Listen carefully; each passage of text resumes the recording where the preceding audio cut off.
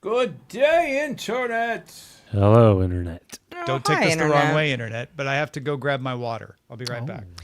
Oh, Tom. I has swear to it's not you, Grab it's his Tom. water. Now he does it. It's all about being hydrated these days. Yeah. You never know. Hi, Internet. How are you? I'm good. How are you? Very well, thank you. What's up? What have you been doing? Just hanging out. I put on some, lip gloss just now. Yeah, it You looks know, good. so Yeah, feeling you kind look of good. fly. Thank Oh, you, Roger left too. thank you, little Len. Whatever we're calling you, I like it. Yeah. I like it. It's fun. Lenito. Lenito. Lenito. Len, you have to, maybe not today, but you have to draw like a little Lenito doing something. Yeah. That's, you know what? I think that will become part of my overall persona. Yeah. That's good. Little Lenito. I walked Little out there to grab Lenito. my water, and Eileen has made a grilled cheese sandwich for herself. And I didn't Oh. want to come back. What kind of I cheese? don't actually know if it was a grilled cheese, but it smelled like that. What kind of cheese? Yeah. American, Len. The best. The best. We I have mean, the are best we talking cheese. like craft singles? Like, what are we talking? Yeah, probably. I mean, that sounds really good.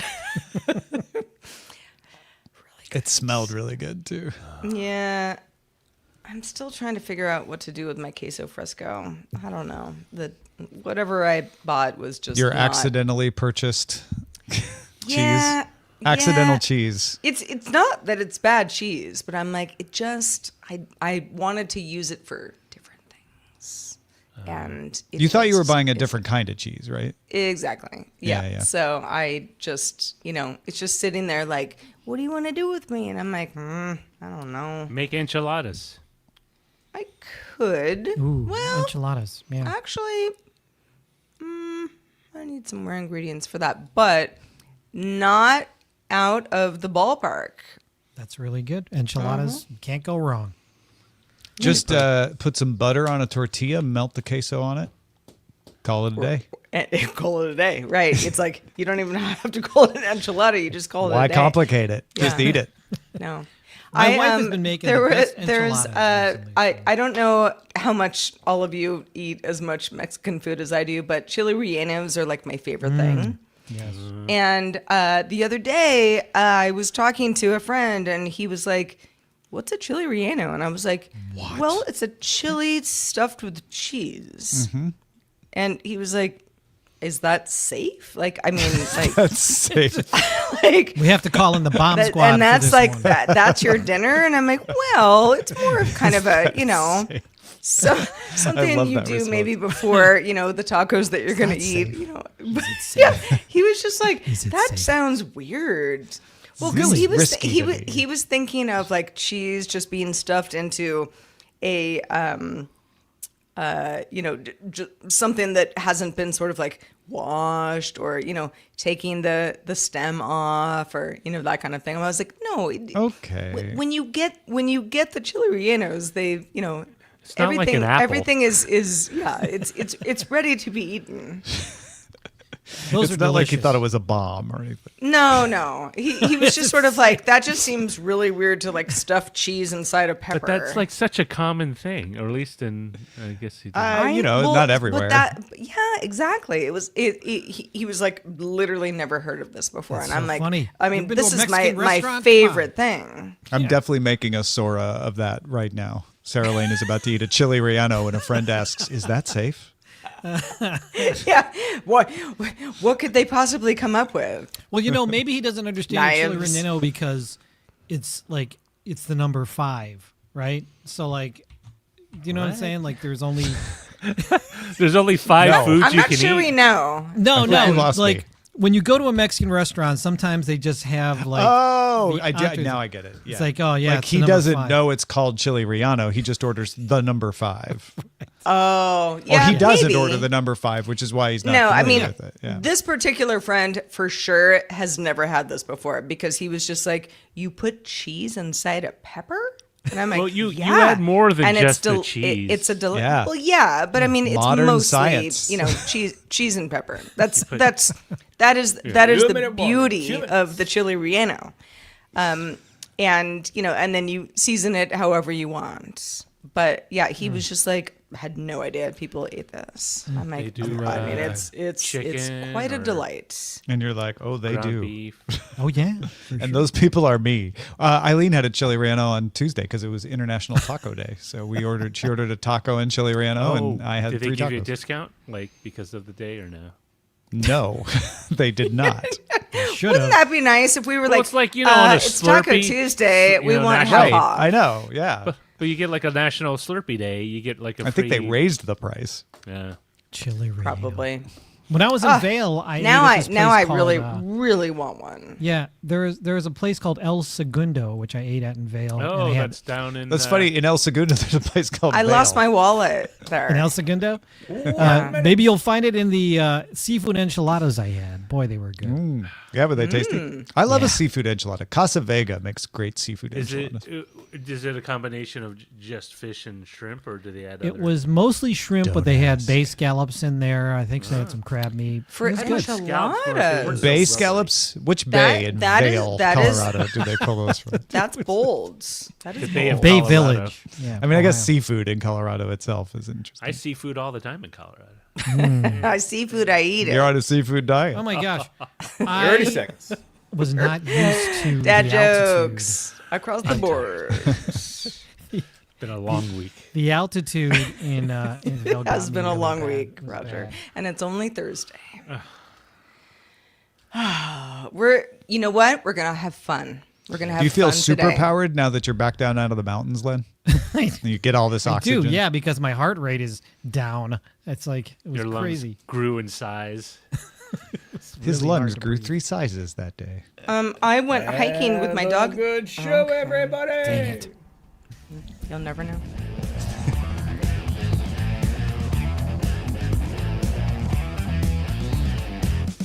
Good day, Internet. This is DTNS Live for Thursday, October 9th, 2025. From Studio Animal House, I'm Sarah Lane. From Studio 7 in Los Angeles, California, I'm Tom Merritt. Drawing the top tech stories from Cleveland, not El Segundo. I'm Len Peralta. And I'm the show's producer, Roger Chang. DTNS Live is made possible by you. If anyone complains, we're going to send them to you. But thank you. No, seriously. Thank you for making this show possible. We could not do it without you folks like Chris Allen, Reed Fischler, Larry Bailey. Yay. Thank you so Nice much. job, boys. Nice Thank job. you to all of our patrons. We could not do it without you. And welcome all, one and all, to DTNS Live. Maybe you're thinking about becoming a patron. Well, hopefully the show will send you over the edge. This is the show where we discuss the tech news to help us all understand it a little bit better. Len Peralta, how are you doing today? I'm doing okay. I was just saying before we got on here, just came back from Vail, Colorado, and boy, was my heart not ready for the altitude change. Oh, really? Oh. Were you tired all the time? No, I was like, the first day I was there, I was walking up the steps like I normally would. I'm like, why am I winded? And then it's like, someone reminded me, it's like 9,000 feet above sea level. That's why you're winded, Yeah. sir. And you're also You're older. above most of the rest of the oxygen. That's right. It was very difficult. If it makes you feel any better, Len, much below that altitude, I took a hike with my dog yesterday, and today my shins hurt. I know How that long was feeling. how long was the walk? I mean, it was, I don't know. I mean, I've done it a million times before, like 3 miles, but like nothing too crazy. But I'm like, okay, I guess I have shin splints now. Yeah. No, when seven hit the age where he could go on the long walks and he was super energetic and needed 2 walks a day, my shins were hurting all the time. I totally Yeah. get that. Well, yeah, we'll figure that out. But between that, we are going to talk about tech news. If you are watching us live, you can name this episode as we go through all of our stories of the day. Head on over to dtns.showbot.tv to submit titles and vote on them as we go through the show. We'll check back in on the votes at the end of the show. Somebody will be crowned the winner. And a reminder, we have an extended show for our patrons. It's gonna be fun. Roger has outdone himself. All right, let's kick it off with a few stories that caught our eye this week. Ow. Well, Intel announced details for the Core Ultra Series 3 processors, aka Panther Lake. It'll be the first chip manufactured on Intel's 18A process, which is comparable but not identical to a 2-nanometer process. They're also going to be built at the Fab 52 plant.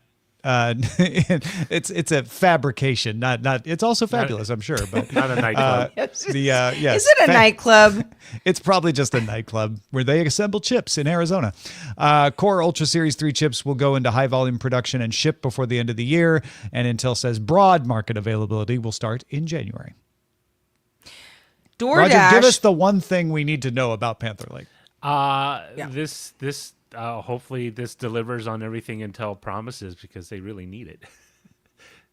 Yeah, it should have been called Hail Mary Lake. That would be kind of a fun name for a chip. Mary Lake. I suppose. Yeah. You know, like, because if you land it, then, you know, it was a good Hail Mary. DoorDash and Serve Robotics partnered to deploy sidewalk delivery robots in Los Angeles as part of a multi-year deal that could expand nationwide. This follows DoorDash's launch of its own autonomous bot, Dot, which can travel on roads and sidewalks at up to 20 miles per hour. Serve's bots are meant to focus on dense urban areas.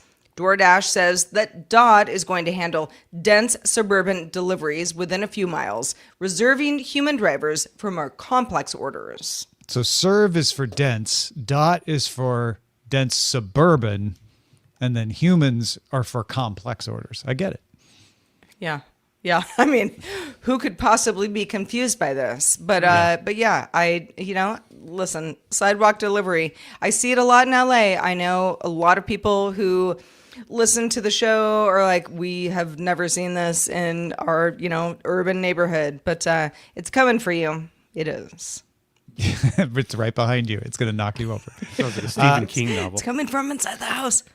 Qualcomm has agreed to acquire Arduino this week. Arduino is the Italian open source electronics platform that you often confuse with, and now I can't remember the name of the thing Raspberry Pi. Oh, Raspberry Pi. I couldn't even remember it. I'm the victim of that's my what own happens. joke. Yeah. Anyway, Qualcomm is going to own Arduino soon-ish. Qualcomm promises to keep Arduino's brand intact, keep its mission intact, keep its staff intact. And along with this announcement, Arduino launched the Uno Q, a single board computer that is powered by Qualcomm's Dragonwing QRB2210 chip, which runs Linux Debian and is available for $44. Roger, are you going to buy this? No. Okay. Not to be too. I'll wait to see how everyone deals with it, and then I'll make a decision. But single board computers are super popular because they're so easy to integrate into whatever project you want to do. Whether it's like, hey, I want to do some sort of like colorful lighting, Christmas lighting system, or you just want to do like a little emulated game console that you plug into your TV. Yeah, like a MAME cabinet and stuff like that. These things are great. Yeah, and it's smart of Qualcomm. They'll be able to sell more chips. They'll be able to learn more about chips by being if they're good stewards of this open source community. So it makes sense for them too. That's ideally. Hopefully they stress the good steward part. I mean, yeah, that's the knee-jerk reaction these days when anybody buys anything is like they're going to ruin it. It's not a given. They might not. So yeah. It often does happen that the thing that you love, that was a fun little startup at one point, gets bought by a company and then changes for the worst. I think we only remember it when it for happens sure that way. what is going to happen. Yeah, we never remember when a startup gets bought and doesn't change for the worse. We just forget it was bought, right? But if it changes for the worse, that sticks out, and so that's why we think it always happens. I mean, Exactly. we're disaster. disaster addicts. So that's what's kept the human species alive. I know. Well, we're not going to talk about disasters throughout the whole show, although we may here and there, just so you know. But those are the top 3 stories that caught our eye this week. All right, this might seem more disastrous. Sorry in advance. New York City filed a lawsuit against Facebook, Google, Snapchat, and TikTok, I guess it would be Meta, alleging that their platforms fueled a youth mental health crisis by fostering social media addiction. The city and its public school and healthcare systems are seeking damages from Meta, Alphabet, Snap, and ByteDance, accusing the companies of gross negligence and creating a public nuisance. That part was interesting to me. Filed in Manhattan federal court, the case joins roughly 2,050 similar lawsuits nationwide. So my question for everybody here is, do we think this has any legs at all legally? I find it difficult unless they can show a direct link, like a cause and effect, repeatedly with multiple different individuals. You know, that like that would constitute addiction. Yeah, that would like- be like something that is bad. Well, it's not for even a just human. addiction. It's any kind of damage to mental health, but demonstrating that. I mean, what is the where is the medically valid scientific proof that this is happening? I think a lot of people suspect it's happening. I think it's reasonable to wonder in what ways this is damaging, but that's far from being able to say in court they were gross negligence and creating the public nuisance thing is just a legality. You know, that's just the way you file this. It sounds weird, but but they're saying you should have paid more attention because we all knew this was harmful. And I don't think that's true. I think we suspect it might be harmful, and we don't even know exactly in what ways it is harmful. Well, yeah. So, and my question is, and Roger, you probably have more to say about this, than anybody because you have young children, but it's like, what is social media addiction? What does that mean? And at what point does it become something where it's like, I just watch MTV all day, which was me when I was, a teenager, TV to addiction. today, being on a social media network too much. I think addiction is to the at least what I would see it as is a thing or an activity that if you took it away, that person would start Having withdrawals. withdrawals, some sort of negative reaction to it. So Yeah. I'll give you an example. When I was a kid, I used to watch TV way too much to the point where my dad physically unplugged the TV, put it in the box, and stuck it somewhere in the garage. You must have been super happy about that. I'd never told him, but I knew where he kept it, so I physically unboxed it. I would watch the shows that I always watched, and then I would unplug the TV, put it back in the box, and stick it back in the garage. But like it was that there was a where you no longer where you impede normal function of a person, where they don't eat, they don't sleep when they should, they don't have a regular social life that they would outside of that. But again, it's really hard to point to, is it the platform or is it that one particular a video or one particular Or the content. person. Yeah. Like no person, we were all made differently, thanks God. But there's no way to say that something that I would be fixated on is something that Tom would also be fixated on. It just doesn't work that way. There's a medical definition of addiction, and I'm not going to pretend to be an expert in delineating it, but it is not what you think it is, right? People use addiction to be like, I'm so addicted to social media, right? Meaning I use it a lot. That is not the medical definition of addiction, and there are different kinds of addiction. There are physical addictions that are dependencies. And then there are kinds of addictions that cause withdrawals. And then there are psychological things that I think have a different name from addiction, but could be used in this court case to say like it is like an addiction, right? And it causes harm. The problem is, even if you just get away from the definition of addiction and focus on mental health harm, all the studies that have been done are cross-sectional. which means they're just from one moment in time. They're not longitudinal. They are also correlative most of the time, which means we haven't ruled out that there's something else that causes people to use social media a lot that also is the cause of the mental harm, and that the social media use is just a symptom of that other thing and not actually the cause. And until we rule all those out, it's going to be difficult to prove gross negligence. I think that's where I go, is like, I'm not trying to say, oh no, social media is fine. I'm saying it could be harmful, but we don't know. And can you prove gross negligence? Not yet. We need to wait to figure that out first.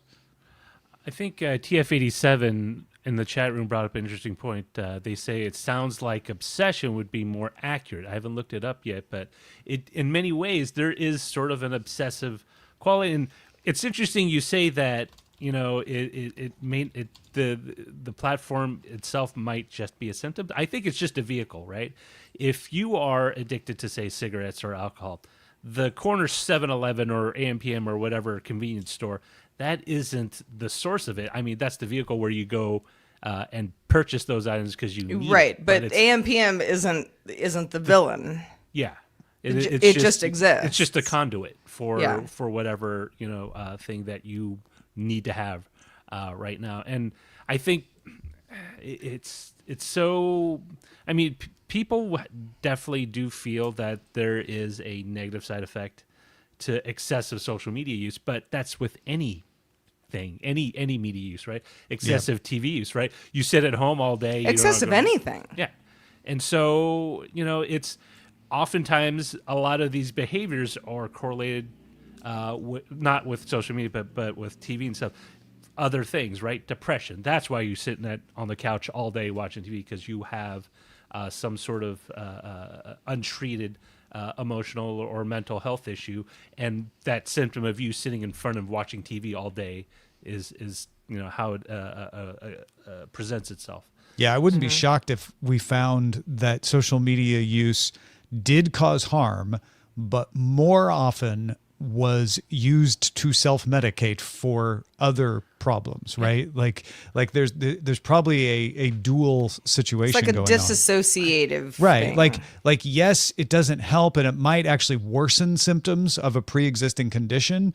But when you are depressed, you might spend a lot of time online trying to get that dopamine hit that makes you feel a little better, right? And what this perfectly describes is those bouts where, when I was younger, I would play video games excessively because, like as Tom described, self-medicating. Yeah. Because video games allow you an amount of control, especially if you're at a point in your life where things seem very, very out of your control.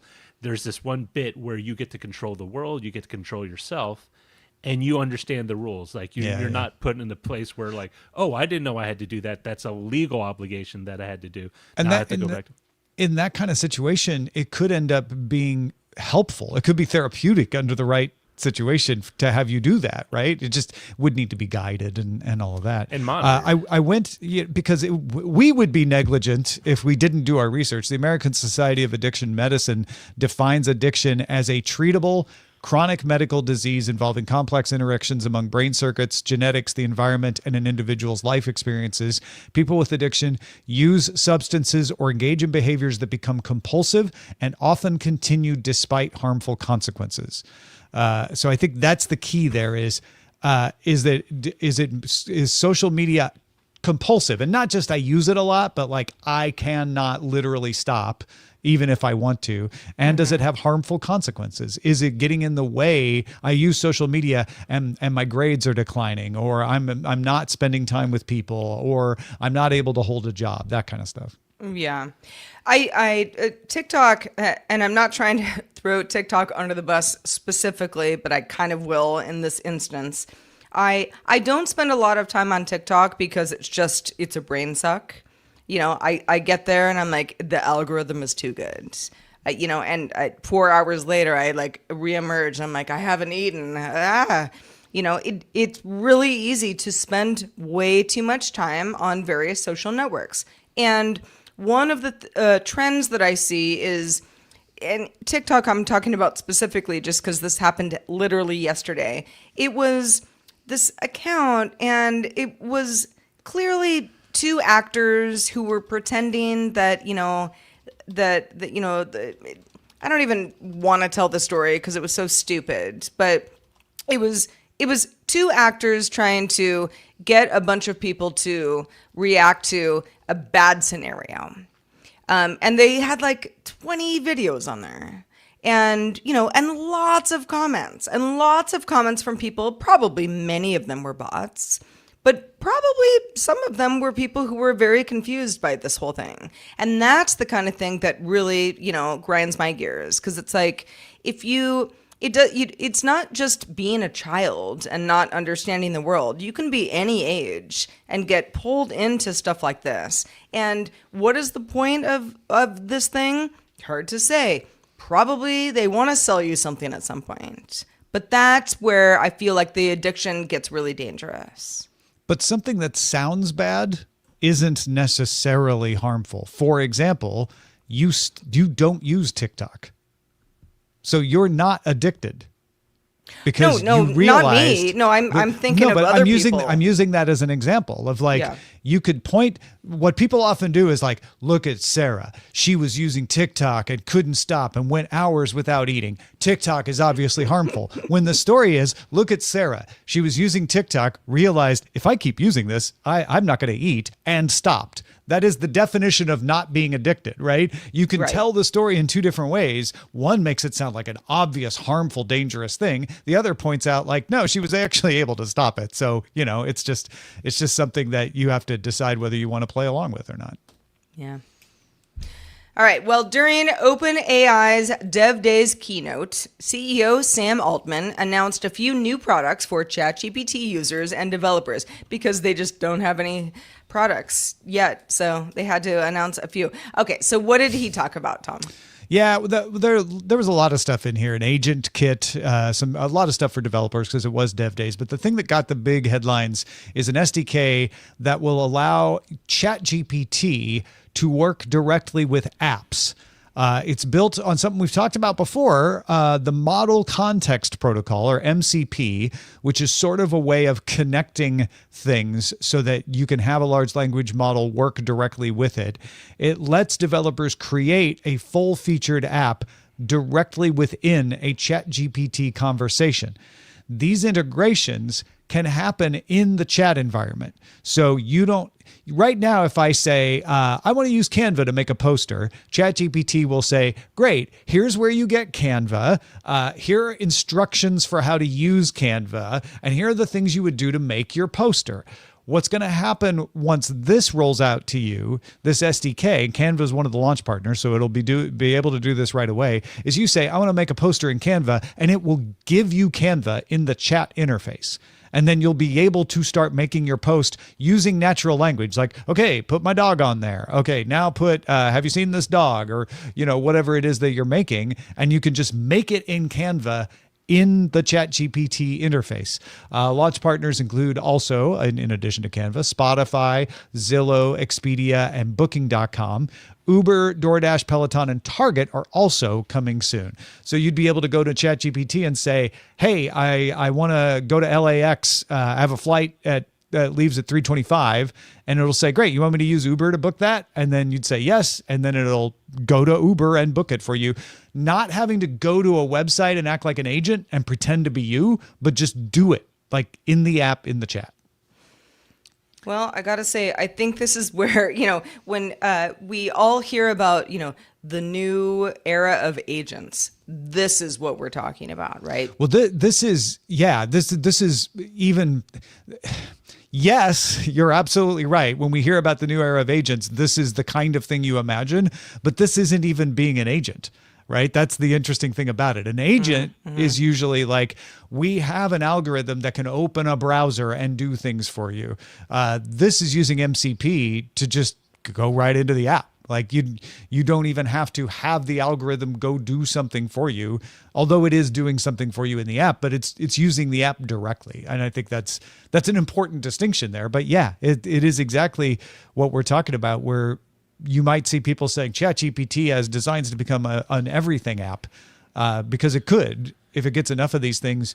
You could just- I think that's where we're headed. Yeah. For sure. With all this stuff. If as long as companies say, yeah, we want to sign on to this, and like you mentioned, Tom, I mean, quite a few launch partners at this point, and you're familiar with the ChatGPT interface and just OpenAI in general, then a lot of people are going to be happy about this. There's also, if you're playing devil's advocate, there's, the folks who are going to say gives OpenAI way too much power, but you could say that about all sorts of companies that have dominated the tech sphere. The easy answer is Claude can do this too, and probably will. Gemini will absolutely do this. Copilot will probably do it as well. So you'll have multiple services that can do this kind of thing. It's just OpenAI got there first. And it could be beneficial because it would allow, at least as long as it's open source, you can like integrate it into other things that aren't necessarily just a large e-commerce. You mean the MCP is open source? Yeah. So anybody can use MCP to do the connecting. Correct. Yes, and I mean. It's the difference between like building sidewalks that go to your services versus hiring someone to physically do it all for you. I think it's very interesting. I definitely see the benefits. For example, like, hey, I ran out of this fabric softener. Let me just tell ChatGPT to order me more of this. That's convenient and cheap. And then it uses the Target app. Yeah. To just do that for you. Yeah. And maybe that's just the American in me who's like, do we want one app for everything, where many other people across the world are like, yeah. The super app is something that a lot of people want to use. Right. And I think there's a legitimate concern there, Sarah, where it's like, yeah, the greatest example of this is a communist country with a dictatorial government, right? Where WeChat is the everything app. Is that exactly the model we want? But it doesn't have to be one, right? Yeah. But it could be there are apps that can do everything, right? And you can choose Claude because you like its very smiley emoji way of talking, and you will choose Copilot because you're very businessy, and you'll choose ChatGPT because you like being unpopular with people, or because everybody seems to hate OpenAI these days. But you'll have different choices, is my point. And they all can do everything because of what Roger was saying, right? It's an open source protocol. So yeah, Spotify is working with ChatGPT, but I doubt there's anything that says, and Spotify, you can never work with Gemini, because it's going to want to work with Gemini too. Part of me wonders, and I know, I'm getting ahead of the game here, but when all of this clicks with all of us, and again, like you have been talking about, Tom, we're not all going to use the same companies the same way, but when this all clicks, let's just say that it does. With the saved brain time that we've gotten, what do we do? That's always the question, right? Yeah. Man, if we have these locomotive it's trains, like you're going to help my life. us around okay, yeah. Are you? And then what do I do? Nobody knows. Nobody knows the answer until you get that time. And then what has happened historically is we do things we never thought we could do because it just wasn't possible. Because we didn't have time. We didn't have money. We'll easily fill that time. Living with a bunch of roommates. I mean, I'll probably just make, Soras of Sarah eating a chile relleno most of the time, but other people will use it more productively, I'm guessing. I mean, at least in my own life, it really isn't enough time in the day. And it's not just the available hours, but the hours that like the courthouse stays open because they close at 4 for some reason. That, you have windows of opportunity. People will easily find ways to fill that time. I don't think humanity will suddenly have an abundance of free time where if there's one thing people complain about all the time, it's like, I wish there were more hours in the day, right? Of course. Well, and I guess my question, if I were to reframe it a little bit differently, is how will all of us, if we, start using these tools and, get a little bit of time back, how will we all use that time? We're not all going to use it the same way. Nobody has to go to the courthouse every day. Some people do. Not everybody does. Yeah. You know, I got to go to the grocery store. I got to buy a chili relleno, whatever. You know, it's like what wow. do we? There you are, having a chili relleno. Do we become better versions of ourselves as a result? I mean, hopefully, that's the right? promise, Yeah. right? That's the promise. Generally, what happens is we find new things, new things to do, and we explore them, and then we eat up all the available extra time with those new things, and wonder where all the time went and why we don't have more hours in the day. I mean, so yeah, that's probably what's going to happen. Yeah, what we'll probably do is we'll find new opportunities that have been leveraged because of these tools. Not just the free time, but they allow us to do things that would have, like, for example, certain things that it requires myself and my wife to do because we're in two different locations to be able to accomplish that. If that can manage some of that, that would be great because now I don't have to wait on her and she doesn't have to wait on me, and we can continue processing or doing whatever task that we need to do because it's not just a free time. Now we have an open block of activities that we can do without having to wait for someone else. Yeah, anybody who's worked for themselves like we do knows that once there's no beginning and end to your day, you just end up working a lot more, right? You almost wish you had natural barriers like going to work and leaving work. You have to make yourself honor those. 100%. Just yesterday, luckily I have work, freelance work going on right now, but I knew that I didn't have to finish it by 5 p.m. Pacific time. I could just sort of do it before midnight. And what happened? I ended up working really late. Yeah, exactly. Yeah. And, which is fine. It's nice to have the option, but it doesn't give you back time. It just shifts it around. Makes you realize how many other things you have to get done. There's a principle that in big enough cities, when you add lanes to the freeway, it just causes people to drive more because they're like, oh, good, more lanes. And then it actually makes the traffic worse instead of better. I mean, as a lane myself, I say, more lanes, mo better. But it's true. Certainly. Yes. But not always on the highway. Yeah. Indeed. Well, if you are thinking of lanes, we don't have anything for you, but we do have a lot of gifts that you could gift to a coworker or a colleague. We are coming into the holidays after all. You might want to give somebody something nice that is DTNS related. We've got dozens of ideas over at dailytechnewsshow.com/store. We got coffee mugs. Put anything in the mug, tea, milk, I don't know, anything that could go in a mug. We've got t-shirts, mouse pads with our DTNS Live logo. They are all great gifts, and they are all a great way to support our show. And if you feel so inclined, send us a photo of yourself or any friend that you gifted it to in our shirts or using our mugs to DTNS, dailytechnewsshow.com. Feedback at Daily Tech News Show. Thank you, Roger. Yeah. Discord says that around 70,000 users globally had their government ID photos, names, usernames, emails, and the last 4 digits of credit cards and also IP addresses potentially exposed due to a data breach at a third-party customer service provider. Discord says higher numbers being circulated online are not true, calling them an extortion attempt. So there's some issue with, exactly how many people are affected here. The company has notified affected users, secured compromised systems, ended its relationship with that particular vendor, and is working with law enforcement and security experts to figure out what happened and how this won't happen again.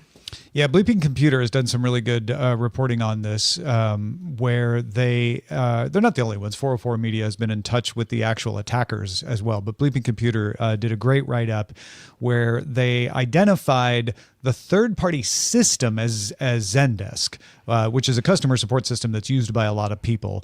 But it was a separate vendor, which is why you don't see Discord saying it was Zendesk. There was a vendor that Discord employed as a contract company to handle customer service.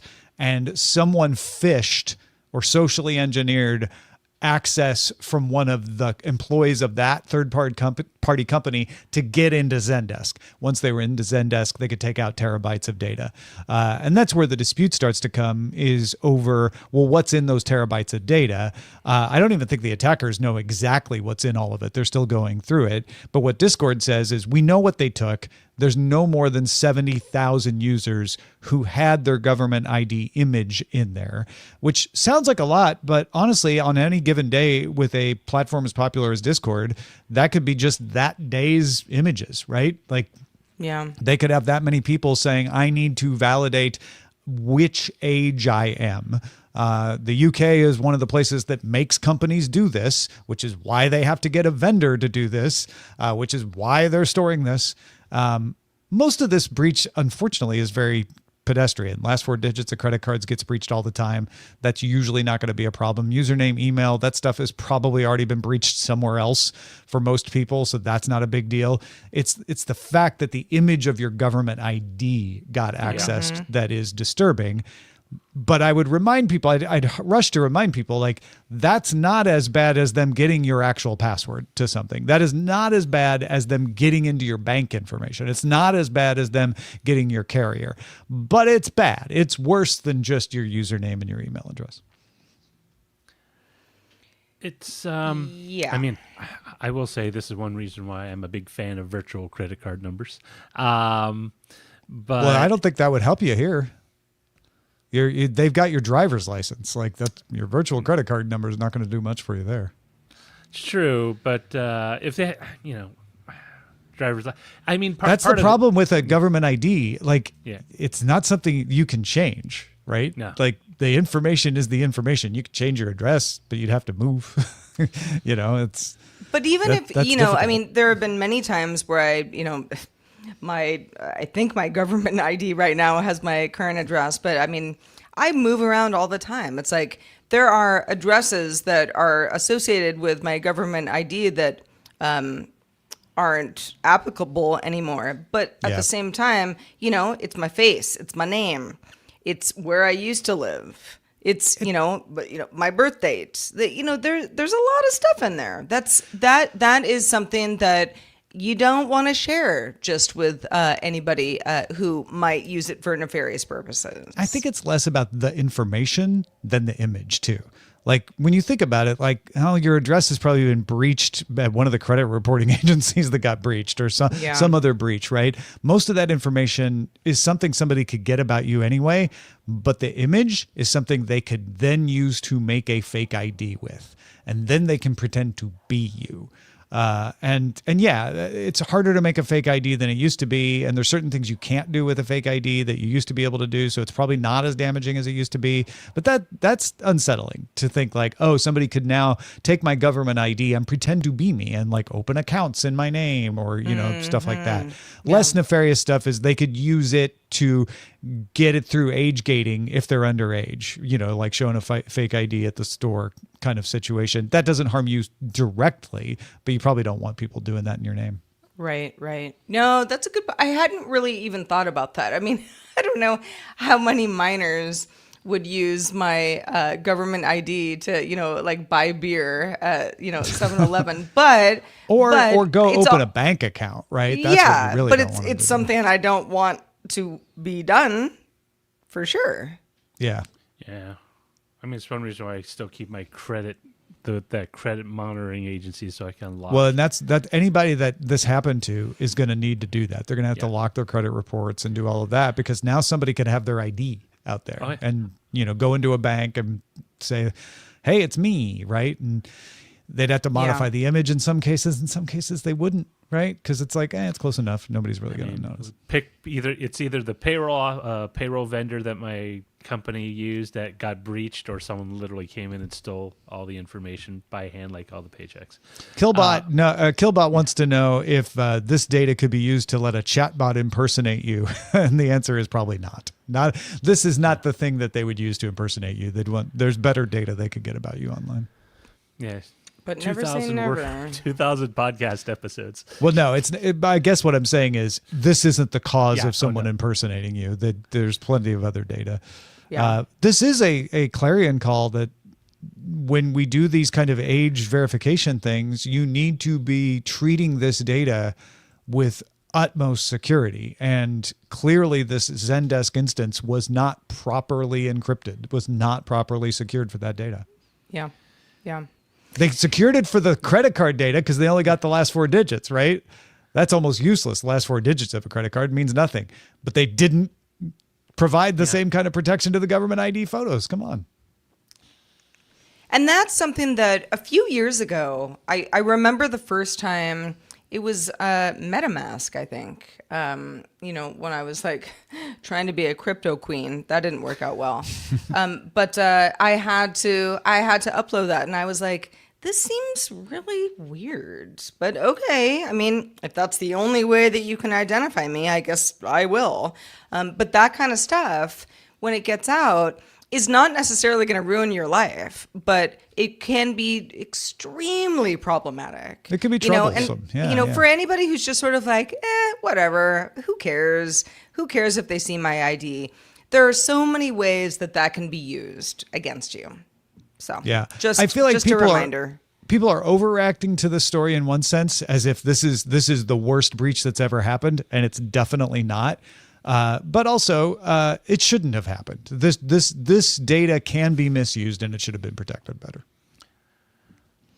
All right, Roger. Synology's attempt to have users of its networked attached storage devices use only their branded drives did not go over as well as expected. Now the company is partially walking back their push. So let's talk about what happened. So earlier this year, Synology rolled out a new policy declaring non-Synology or non-certified hard drives being used in their Plus series of network-attached storage devices. These are basically devices where you put hard drives in and you connect it to a network and it's storage.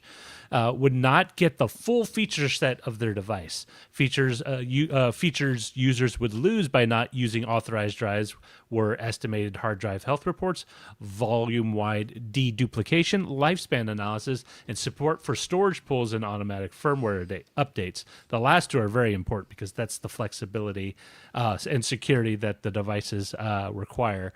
And now, after a lot of public backlash and a lot of pushback, the company has backtracked on that policy and restored the ability to use third-party certified hard drives and SSDs on its 2025 Plus Series NAS units. Now, they didn't extend that to M.2 storage. If you have a NAS that supports that from that series, you still have to basically use a Synology branded one. But I mean, I always feel that companies sometimes feel that like they have a captive audience and they try to leverage it in ways that come off as being very anti-consumer, right? Synology does not make their own hard drives. So what they're doing is they're either buying them from Western Digital, they're buying them from Hitachi, they're buying them from Seagate, and they're just putting their own label on top of it. And because they have custom firmware, they're identified as being authorized drives, and they have access to the full suite of features on Synology devices. But don't you think that makes consumers more angry when something like this happens? Yes, especially when... Because they're like, you're not even making your own hard drives. The previous 20 years with all their products, it's like, we have a list of hard drives that we've tested that work with them. Here they are. They're Seagate, Toshiba...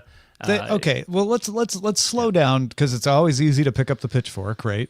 And let's look at the claims. The claim was I don't think they were trying to hide that they don't build hard drives. They were saying we are taking hard drives and we're doing special things to make sure they're reliable, so that when you use Synology, you will have less of a chance of crashing. You will have less of a chance of losing your data, which is our whole promise with network attached storage, is that you're going to have reliable data, and so you'll pay a little extra for that, but you will rest assured that your data is safer now. And I think, the reason I slowed us down to look at that is like, that's not an unreasonable thing to say if it's true. I just don't think anyone believed it was true, that those drives were that much safer because they had been certified by Synology. And I think part of it is like you have 20 years of them producing products that do the exact same thing with Their argument was for 20 years they weren't as safe, but we have this new system now that can make them even more reliable. And so we want to force you to do the even more reliable thing. And in fact, even now they're not backtracking on that. They're saying we've worked with these third-party hard drive makers and now we are convinced that those are also reliable. And I'm like, did they change anything? I don't think they changed anything. And it's an ass. Like if you get they make 1 bay, but most people go for a 2 or 4 bay. You said it's a NAS, but if you had said what it sounded like you were saying, I heard that's that. also true in this case. I heard that. Yeah. No, I think it works either way, frankly.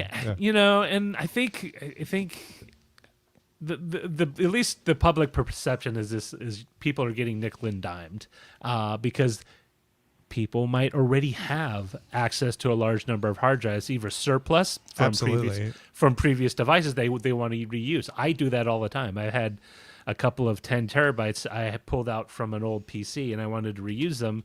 And I found out that one of them was dying, so I couldn't really use it. But the long and the short of it is people want that flexibility. And that's one reason why people go with devices either from Synology, QNAP, or is it TerraMaster, where you can basically roll your own device where you put your own hard drives.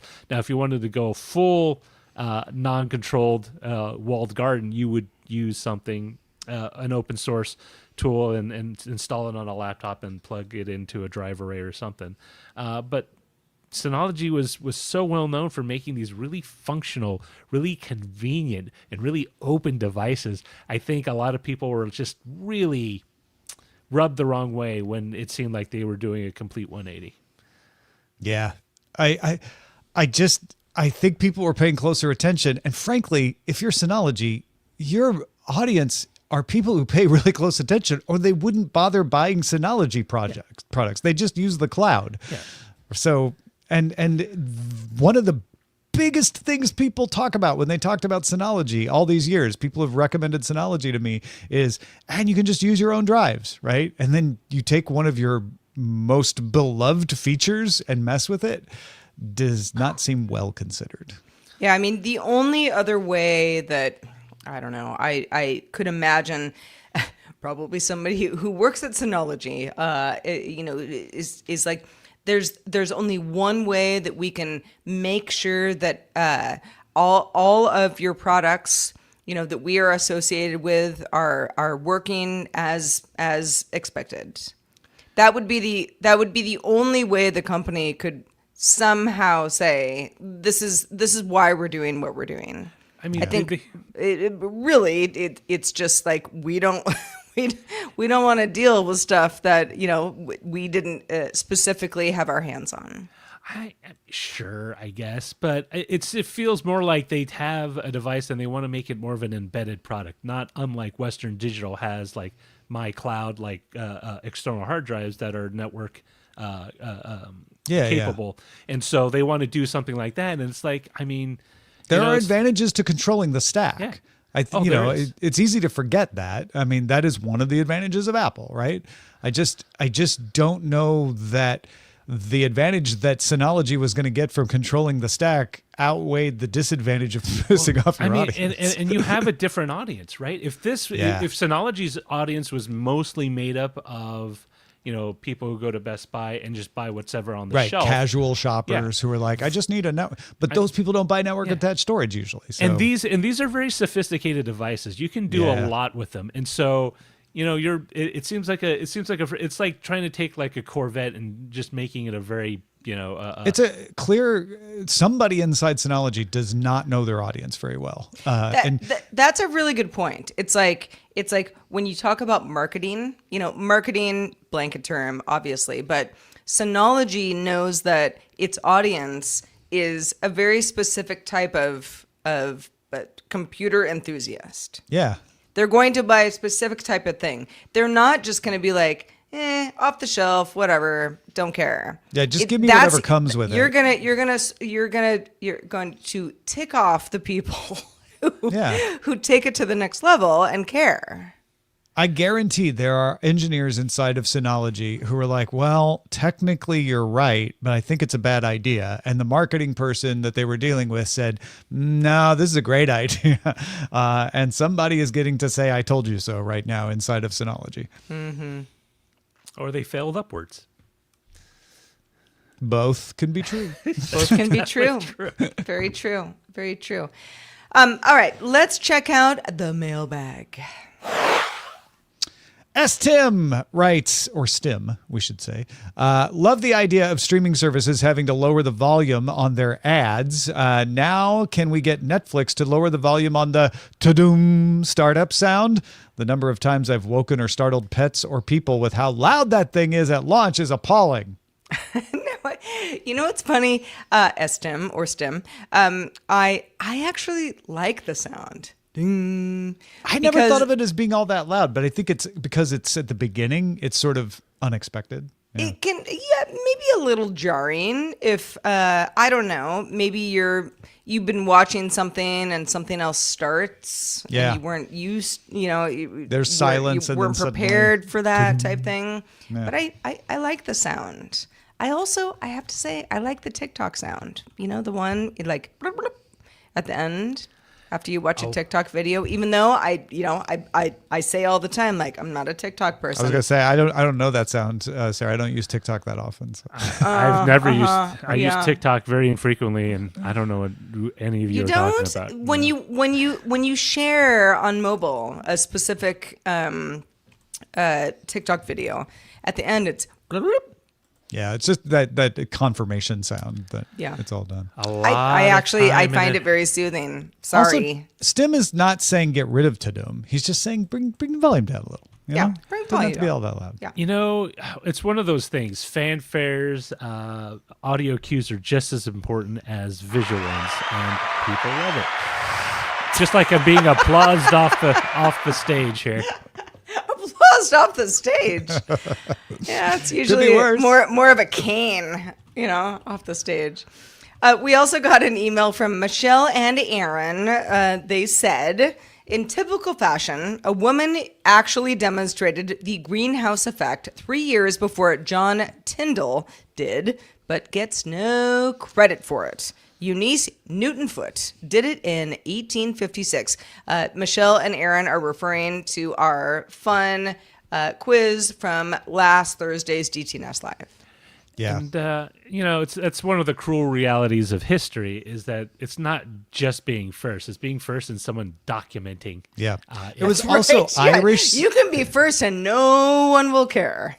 It was also Irish scientist that Roger was trying to find, and Eunice Newtonfoot is American. So there you go. There you go. Remember that you can send in your comments, your emails, all of your thoughts to feedback@dailytechnewsshow.com. We love to hear from you. And of course, if you're a patron, you can comment on anything that we post to Patreon as well. Just like Stim did. All right, let's see what Len Peralta has been cooking up in his artistic kitchen for us today. Of course, I had to choose the darkest timeline for this. I went with the story about addiction, and this is the image called The Lost Generation here. This isn't funny. It is not funny. No. I thought about that as I was drawing it. I'm like, boy, you're really kind of... Well, Len, you're an artiste. So, sometimes things aren't funny. Sometimes they are, sometimes they aren't. I try to stretch myself as an artist and try to do something a little bit different. Hey, that's good. If you want to be really depressed and... And who doesn't? Or you are depressed from using social media. From using social media, yeah. You can get this. See, that's funny, right? Feel seen. So you can get this seen. image at my online store, lenperaltastore.com, where you can purchase it right now. Or if you just like an easier way to do it, just go to my Patreon, patreon.com/Len, where you can back me at either the Len Lover or DTNS Lover level, and you'll get the image immediately, and maybe it'll make you feel a little bit better. and and sunshine and rainbows and all that. So Yeah. Sometimes you need to look at the dark to clear it out. So that's right. There's the only way is through. It's always darker before the dawn. Speaking of darkness, I use let's look at our Palmolive. titles available at dtns.showbot.tv. The top vote getter is from Batfink 2001. We know where you lived last summer because we have your driver's license. Oh, that's good. Yeah. Batfink dominating the charts here. The Big Apple wants a big slice. Zendesk and the art of security maintenance. Sarah's shins hurt. Thanks, Rex. That's from Philly There you Codown. go. They Yeah. do. Yeah. Got to do something about that. Badfink had a great one, another great one. Redundant array of incompatible drives. Stealth Dave thinks Mo Lane's Mo Betta. Philly Codehound with the Hail Mary chip.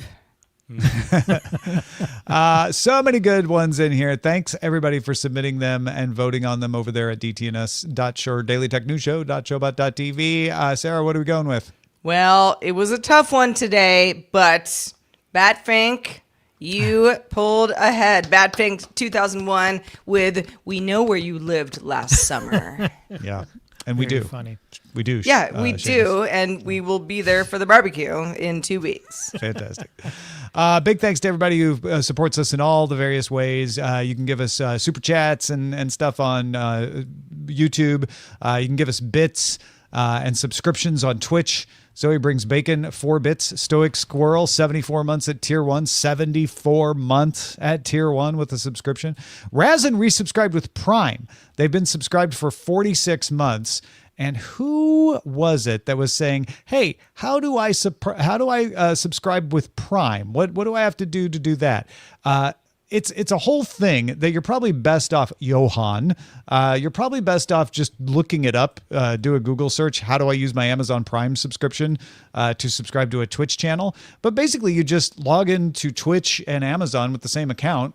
And then you go to subscribe and it'll say, you'll have a way to say like, I want to use my Amazon Prime subscription to do it. And then you have to manually do it every month. But just do a search and look it up. There's plenty of good detailed descriptions of that out there. We also got Zoe Brings Bacon with some bits yesterday and a couple of days ago, PC Milesy with some bits. Thanks everybody for supporting us in all the ways, including patreon.com/DTNS. Because if you're a patron, this show is not over. Stick around for Roger's amazing quiz of the week.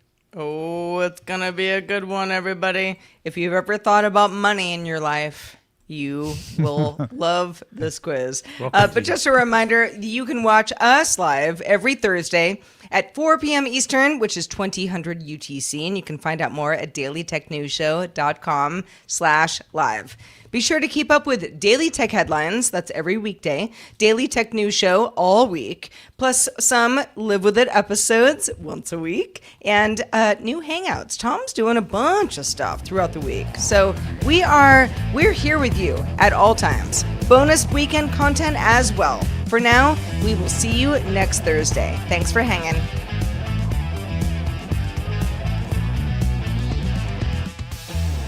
This episode of DTNS Live was created by the following people. Producer and host Sarah Lane. Host Tom Merritt.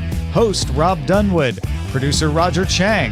Video producer Joe Kuntz. Producer at large Anthony Lemos. Social media producer and moderator Zoe Detterding. Our mods, Beatmaster, W. Scottus1, BioCow, Captain Kipper, Steve Guadarrama, Paul Reese, Matthew J. Stevens, a.k.a. Gadget Virtuoso, and J.D. Galloway. Mod and video hosting by Dan Christensen. Music provided by Martin Bell and Dan Looters. Art by Len Peralta. Acast ad support from Tatiana Matias. Patreon support from Bobby Wagner. And thanks to all our patrons who make the show possible. This show is part of the Frog Pants Network. Get more at frogpants.com. Diamond Club hopes you have enjoyed this program.